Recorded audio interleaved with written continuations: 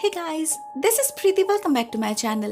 दोस्तों, आज हम बात करने वाले हैं एक 2005 released real story based Hollywood horror episode के बारे में, जिसका नाम है हेल हाउस। इस कहानी की शुरुआत होती है 1998 में बेकविथ फैमिली के साथ, जो निकले थे अपने लिए एक नया घर ढूंढने। उनके एजेंट उन्हें ऑलरेडी काफी सारे घर तो दिखा चुकी थी, मगर उनमें से एक भी इस परिवार को पसंद नहीं आया था। उन्हें कुछ स्पेशल चाहिए था, वो भी अपने बजट में। फाइनली कनेक्टिकट के स्मॉल शहर में एक बड़ा सा 19th सेंचुरी का घर उन्हें पसंद आता है, जो बाहर से जितना खूबसूरत था, अंदर से उतना ही स्पेशियस भी। सभी बहुत खुश थे, स्पेशली बच्चे। उन्हें लाइफ में पहली बार अपने लिए अलग कमरा जो मिलने वाला था। लेकिन बॉनी के बड़ी बेटी को न जाने क्यों ये घर बिल्कुल भी भा नहीं रहा था। वो तो इनफैक्ट घर में घुसना भी नहीं चाहती थी। बाहर से ही कहने लगी, ये घर कुछ ठीक नहीं लग रहा, मुझे नहीं रहना यहाँ। असल में जब वो लोग इस घर में एंटर कर ही रहे थे, उसे खिड़की पे कोई दिखा था जो उसे ही देख रहा था। उसकी नजरें इतनी भयानक थी, इतनी नेगेटिविटी थी उसमें कि इस लड़की को लिटरली घुसपम्प्स आने लगे थे। लेकिन उसके अलावा और किसी को वो शख्स नहीं दिखा, तो किसी ने उस पर यकीन भी नहीं किया। इतने कम पैसों में इतना अच्छा घर और कहीं मिलना पॉसिबल नहीं था। तो वो लोग अगले दिन ही शिफ्ट कर जाते हैं और यहाँ शुरू होता है उनके लाइफ का एक नया चैप्टर। पहले कुछ दिन बहुत अच्छा बीतता है, मगर जैसे ही वो लोग सेटल करने लगते हैं, उनके साथ कुछ अजीबोगरीब चीजें होने लगते हैं, जिसका पहला शिकार होता है जेरेमी, बॉनी का छोटा बेटा। एक रात उसे अपने कमरे में जोर जोर से खटखटाने की आवाज सुनाई देती है। कहाँ से आ रही है ये आवाज वो समझ नहीं पाता। कभी खिड़की से आ रही थी तो कभी दरवाजे से, कभी दीवार से आ रही थी तो कभी फ्लोर से। एक पॉइंट पे कमरे का दरवाजा भी अपने आप ही खुल जाता है। जेरेमी और रुक नहीं पाता। वो भागता है अपने माँ के पास, उन्हें सब कुछ बताता है, लेकिन बॉनी यकीन नहीं करती। उसे लगता है नए घर में अकेले सोने में बेचारे को डर लग रहा होगा, शायद इसीलिए ये सब कह रहा है। वो किसी तरह जेरेमी को समझा बुझाकर फिर से सुला देती है, मगर उसके कमरे से निकलते ही जेरेमी को फिर से वो आवाजें आने लगती है। इस बार तो उसे एक साया भी दिखता है, जिसके डर से जेरेमी चादर के नीचे छुप जाता है। उसे लगता है इससे वो बच जाएगा, लेकिन होता कुछ उल्टा ही। कोई अदृश्य शक्ति एक झटके में उस चादर को खींच लेती है और जेरेमी के चीख से पूरा घर जाग उठता है। और ये कोई एक दिन की बात नहीं थी, इसके अगले कई रातों तक ये सिलसिला जारी रहा। हर रात 11:30 से 12:30 के बीच बिल्कुल इसी तरह जेरेमी नींद से जाग उठता था। अपने माँ से कहता था कोई उसे पुकार रहा है, उसे सोने नहीं दे रहा। सभी परेशान हो चुके थे उसके बर्ताव से, लेकिन कोई उसके बातों को सीरियसली नहीं ले रहा था। सबको लग रहा था ये उसका बचपना होगा। लेकिन इसके बाद धीरे धीरे जेनिफर भी इसका शिकार बनने लगी, मतलब बॉनी की दूसरी बेटी। इस घर में आने के बाद से ही उसे हमेशा ऐसा फील होता था जैसे कोई उसे देख रहा है। किसी की आंखें जैसे हर वक्त उसी पर टिकी हैं। और तो और अकेले कमरे में उसे कंटिन्यूअसली किसी की विस्परिंग्स भी सुनाई देती थी। इनिशियली उसने इस फीलिंग को बहुत इग्नोर किया। उसे भी अपने माँ की तरह लगा कि इस पुराने घर के सन्नाटे में उसका कान बज रहा होगा शायद। लेकिन बात इतनी सिंपल नहीं थी। एक रात जब वो गहरी नींद में थी, हमें एक काला साया दिखता है, बहुत ही तेजी से आकर उसके बिस्तर के नीचे घुस जाते हुए, और उसके ठीक बाद ही एक जोर के धक्के से उसकी नींद टूट जाती है। उसे महसूस होता है कि उसके बेड के नीचे से कोई धक्का मार रहा है, इतनी जोर से कि उसका पूरा शरीर ही कांप उठा था। मगर इतना कुछ होने के बाद भी वो चुप रही, क्योंकि ऑनेस्टली वो खुद श्योर नहीं थी वो हकीकत था या सपना देखा था उसने। तो फालतू में वो किसी को परेशान करना नहीं चाहती थी। वो बस अपने बेड का पोजीशन चेंज कर लेती है, इस उम्मीद में कि इससे कुछ क्योर मिलेगा, मगर उससे कुछ नहीं होता। कुछ दिन बाद उसके साथ फिर से ठीक ऐसा ही होता है, और तब वो अपने पूरे होश में थी। एक झटके में इतनी भारी एक बिस्तर को हटाना ये कोई इंसान का काम तो नहीं हो सकता, किसी भी हाल में नहीं। तो जेनिफर अगले दिन ही अपने माँ से बात करती है और तब पता चलता है जेरेमी और जेनिफर के साथ साथ बाकी सबने भी कुछ ना कुछ एक्सपीरियंस किया है। विस्परिंग्स, आहटे, ऐसा लगना कि दूर कोई खड़ा है। अब ये कोइंसिडेंस तो नहीं हो सकता ना। हालत धीरे धीरे बदतर होती जा रही थी, जिसे देखते हुए शॉन एंड बॉनी डिसाइड करते हैं कि वो लोग किसी साइकिक रिसर्च टीम को कांटेक्ट करेंगे, जो और कोई नहीं एड एंड लॉरेन वॉरेन थे। उन दिनों ये कपल बहुत ही फेमस हुआ करते थे। एड को द बेस्ट डिमोनोलॉजिस्ट माना जाता था, जो लोरेन के साइकिक एबिलिटी के मदद से किसी भी इविल के रूट तक पहुंच के उसे जड़ से खत्म कर देते थे। उनके 30 साल के करियर में ऐसे बहुत से केसेस देखे थे उन्होंने, मगर फिर भी ये केस अलग था, जो उन्हें इस घर में आने पर ही पता लग जाता है, क्योंकि घर में घुसने के साथ साथ ही उन्हें जो नेगेटिविटी फील हुई वो एक्सट्रीम थी। इतना हेट्रेड, इतना मैलिस उन्होंने पहले कभी किसी भी घर में फील नहीं किया था। उन्हें ऐसा लग रहा था जैसे कोई उनके सामने खड़ा है, कोई इनह्यूमन एंटिटी उनसे बस 2 इंच की दूरी पर, और घिन भरे नजरों से उनके तरफ देख रही है। कुछ भी पॉजिटिव नहीं है उसमें, है तो बस गुस्सा और नफरत। इस परिवार को खत्म करना चाहता है वो। स्पेशली जेनिफर के कमरे में कुछ ज्यादा ही डिस्टर्बेंस फील होता है लोरेन को। वायलेंस की बदबू आ रही थी उस कमरे से। लोरेन को ऐसे ऐसे विजन्स आते हैं वहां कि वो ज्यादा देर टिक भी नहीं पाती। क्लियरली ये घर इन्फेस्टेड था, वो भी एक बहुत ही शक्तिशाली ऑमिनस प्रेजेंस है। उससे लड़ना आसान नहीं होगा। एटन लोरेन के बातों से बॉनी और शॉन भी काफी घबरा जाते हैं। उनका तो मन कर रहा था उसी वक्त घर छोड़कर भाग जाए, मगर लोरेन बताती है ऐसा करने से कोई फायदा नहीं होगा। ये काला साया उनके आत्माओं से जुड़ चुका है। वो लोग जहां भी जाएंगे वो उनका पीछा करेगा। इससे बेहतर ये होगा कि वो लोग एक साथ रहे, परिवार में सभी मिलकर इकट्ठा होकर उसका सामना करें, और हमेशा अपने साथ एक कैमरा रखे, स्पेशली सोते समय। जब कभी भी उन्हें कुछ अनयूजुअल फील हो उसी वक्त फोटो क्लिक करें। इससे उन्हें सबूत मिलेगा जो वो लोग चर्च में प्रोवाइड कर पाएंगे, क्योंकि असली ट्रीटमेंट तो चर्च की अनुमति मिलने के बाद ही शुरू होगा। एटन लोरेन के घर में आने से बेकवर्थ फैमिली को एक मिक्स्ड एक्सपीरियंस होता है। एक तरफ वो सभी कंफर्म्ड हो जाते हैं कि इतने दिनों से जो उन्हें लग रहा था, जो वो इग्नोर कर रहे थे, वो सच है। ये घर सच में ही हॉन्टेड है। दूसरी तरफ डर के साथ साथ उन्हें कहीं ना कहीं एक साहस भी मिल रहा था, एक हौसला मिल रहा था कि वो लोग इससे लड़ सकते हैं, कंप्लीटली हेल्पलेस नहीं है वो। देखते देखते ऐसे ही कुछ दिन बीत जाते हैं और थैंक्स गिविंग का वक्त आ जाता है। बॉनी की माँ आती है उनसे मिलने और उनके नए घर में उनका फर्स्ट थैंक्स गिविंग सेलिब्रेट करने। वो एक बहुत ही रिलीजियस लेडी थी, इसीलिए सब कुछ पता होने के बावजूद उन्होंने आने का डिसीजन लिया था, और उनके आने से घर में जैसे रौनक ही आ गई थी। अपने मजाकिया अंदाज से उन्होंने सबका मूड ठीक कर दिया था। बहुत दिनों बाद सभी बहुत खुश थे, एक्साइटेड थे थैंक्स गिविंग के लिए। मगर ये खुशी ज्यादा देर टिकी नहीं। पहली ही रात नानी को अपने कमरे में कुछ ऐसा दिखा कि वो अगले सुबह ही घर छोड़कर भाग गई। असल में उस रात जब वो कमरे में अकेली थी, टीवी देख रही थी, तो न जाने कि वो टीवी अपने आप ही बार बार बंद हो रहा था। नानी कुछ समझ नहीं पाती, और फिर जब वो ध्यान से ब्लैक स्क्रीन की तरफ देखती है, उन्हें वहां 3 लोग दिखते हैं, जिस रिफ्लेक्शन के हिसाब से उनके बिल्कुल पीछे खड़े थे, मगर रियलिटी में तो वहां कोई नहीं था। नानी जब यही सोच रही थी कि एग्जैक्टली क्या हुआ, तभी उनके बिल्कुल सामने एक आदमी दिखता है। वो कहाँ से आया ओनली गॉड नोस। नानी तो काफी घबरा जाती है, डर से उनकी हार्ट बीट दुगनी हो जाती है। मगर वो जो भी था, कोई स्पिरिट या फिर कोई इनह्यूमन एंटिटी, वो नानी को हर्ट नहीं करता।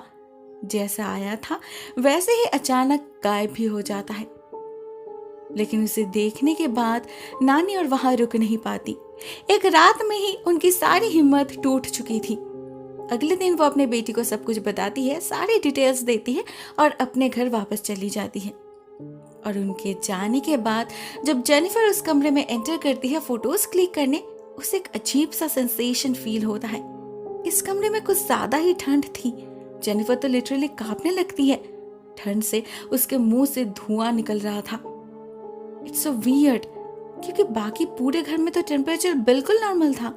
थैंक्सगिविंग के बाद जब एडन लोरेन अपने पूरे टीम के साथ इस घर में लौटते हैं, बॉनी उन्हें सब बताती है और सब कुछ सुनकर लोरेन उन स्पिरिट से कांटेक्ट करने का एक प्लान बनाती है। उनके साथ और 2 पैरानॉर्मल रिसर्चर्स और एक लिया नाम की लेडी भी आई थी जो असल में एक मीडियम थी।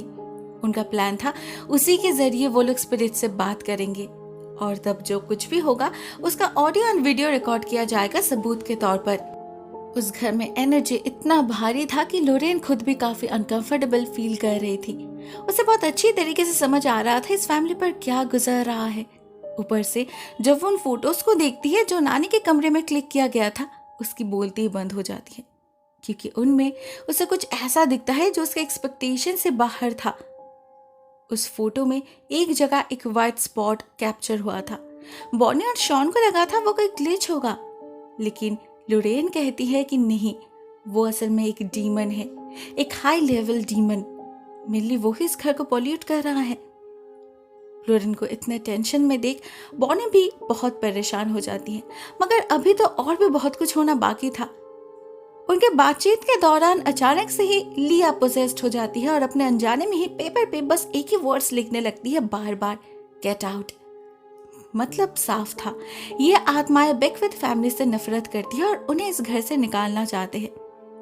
धीरे धीरे चीजें इतनी ऑब्वियस हो जाती है कि लिया की तरह बॉनी और जेनिफर भी पोजेस्ड होने लगते हैं।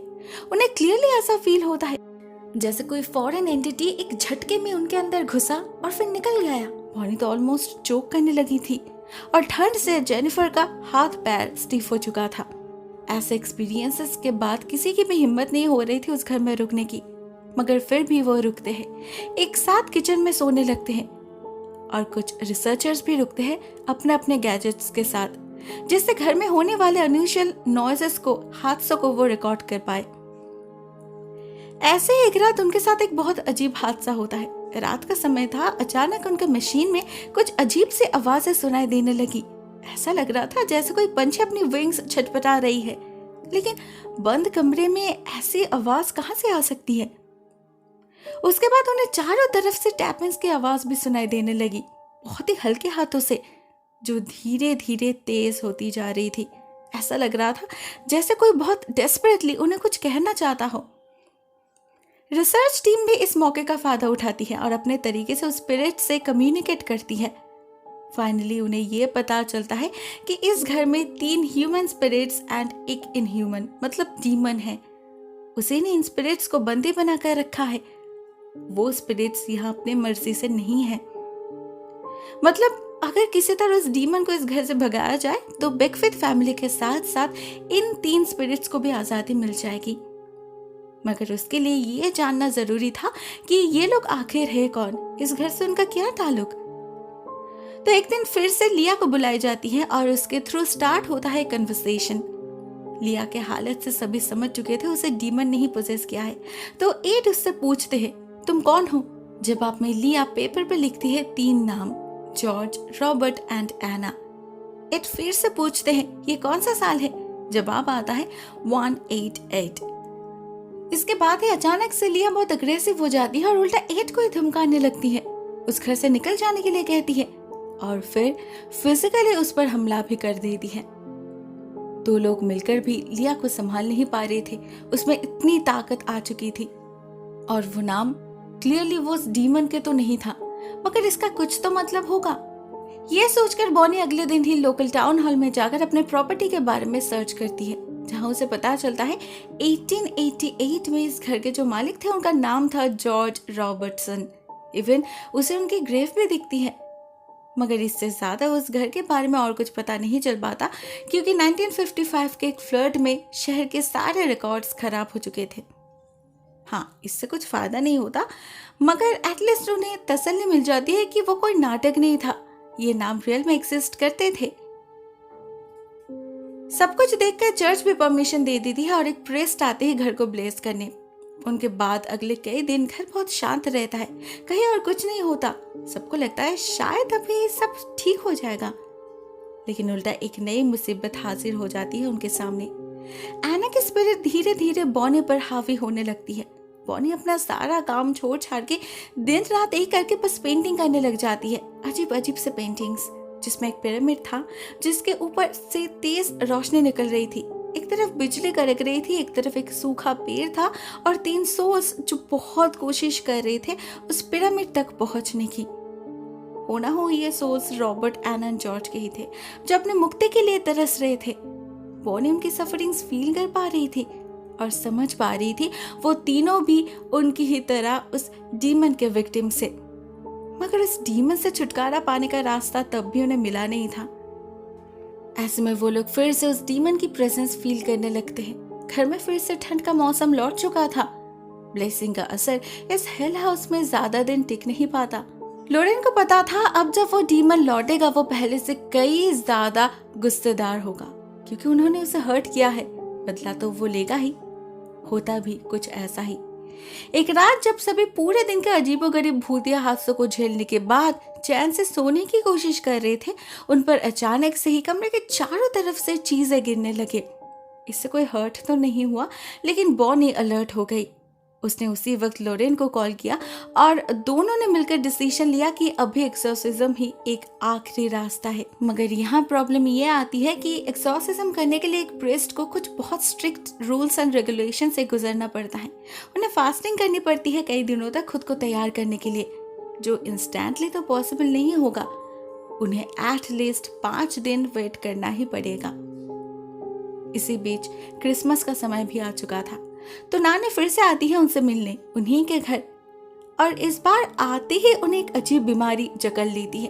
उन्हें फीवर हो जाती है, उनका टेम्परेचर तेजी से बढ़ने लगता है। उन्हें उसी वक्त हॉस्पिटलाइज भी किया जाता है, मगर डॉक्टर समझ नहीं पा रहे थे ये कैसी बीमारी है। उनकी हार्ट रेट बहुत ही बिजार दिखा रहा था। भले ही वो नॉर्मल बातचीत करने की हालत में थे, मगर प्रेयर करते वक्त वो वर्ड्स उल्टा रिसाइट करने लगते हैं। ये बहुत ही सरप्राइजिंग था सभी के लिए।